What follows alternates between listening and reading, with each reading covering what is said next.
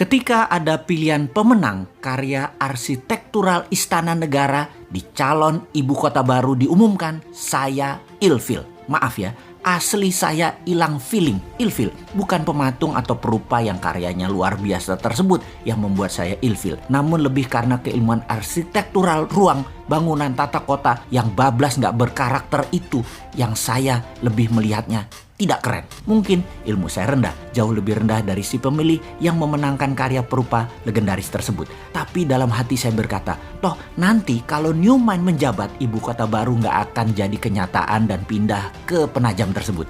Terlalu mahal, tidak efisien, pemborosan, dan tidak berdampak dalam ekonomi makro dan mikro memindahkan pusat pemerintahan ke daerah baru yang virgin tersebut. Saking perawannya, sampai-sampai nggak ada sejarah napak tilas wilayah tersebut yang pas untuk storytelling ke anak cucu akan rencana ke depan pantas ibu kota pusat pemerintahan itu berada di lokasi Penajam tersebut. Kalaupun ada, perlu jangka yang sangat panjang. Bahkan banyak pengamat pertahanan yang berkomentar bahwa lokasi tersebut tidak memiliki kelayakan untuk dibuat ibu kota negara superpower, menggeser pusat pemerintahan ke arah wilayah yang defenseless atau sulit dijaga karena banyak infrastruktur pertahanan dan keamanan yang belum siap, membuat berbahaya ibu kota berada di lokasi tersebut. Jadi pastinya karya arsitektural tadi nggak akan dilanjutkan oleh New Mind kalau nanti berkuasa. Bener deh, kalau hanya membangun komplek perkantoran mungkin desain tadi masuk, namun membangun ibu kota, masa kayak membangun kota Alam Sutra, Serpong, BSD, Pantai Indah Kapuk,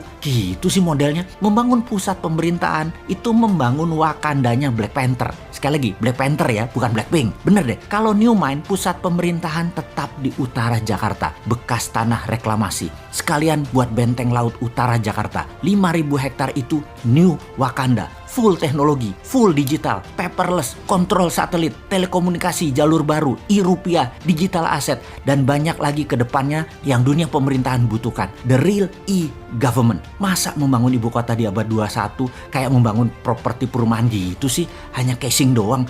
Malu-maluin aja nih bernegara kalau begini. Kembali ke lokasi Penajam. Apa yang kita lakukan oleh New Mind? Tetap dibangun dan pasti dibangun oleh New Mind, namun dijadikan seperti kota Seattle. Penajam akan jadi Seattle-nya Indonesia, yaitu pusat perekonomian high-tech. Kalau sahabat ke kota Seattle di Amerika, kota ini benar-benar by design. Pusat teknologi seperti Boeing, Starbucks, dan banyak lagi infrastruktur ekonomi mendukung kota tersebut. Strategi ibu kota ke Penajam jauh dibandingkan dengan strategi membangun kota Seattle. Nggak sedetail Seattle. Jadi nggak usah dilanjutin deh Penajam. Sementara Seattle tuh hanya kota loh, bukan pusat pemerintahan sebuah negara besar. Lalu New Mind bagaimana rencana untuk Penajam tengahnya Indonesia itu? Pertama, membangun pelabuhan laut dan bandara dengan 3 airstrip. Besarnya bandara tersebut adalah untuk 100 juta kapasitas penumpang per tahun. Kemudian swasta besar dunia dikasih fasilitas untuk membangun di sana tanpa pajak selama 25 tahun. Beri tax holiday di sana. Yakin pasti Disneyland akan membangun di sana. Universal Studio akan bangun di sana. Bangun pusat hiburan dan MICE di sana. Pusat kesehatan seperti di Penang, Malaysia dibangun di sana. Pusat kesehatan yang murah, efisien, dan dokter serta semua sarana kesehatan terbaik ada di sana. Semua warga tinggal di sana selama 10 tahun tidak bayar pajak di kota baru Penajam. Bisnis tidak bayar pajak selama 10 tahun. Apapun mulai dari yang kecil-kecil hingga pabrik mobil, pesawat terbang, pabrik kapal laut, dan lain sebagainya free tax.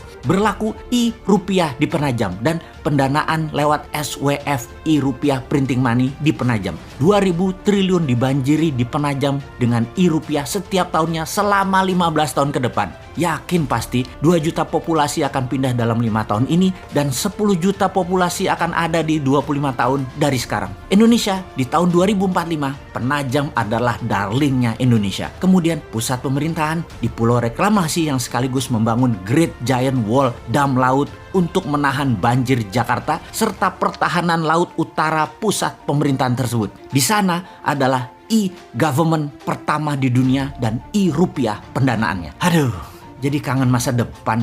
2024 kok masih jauh ya.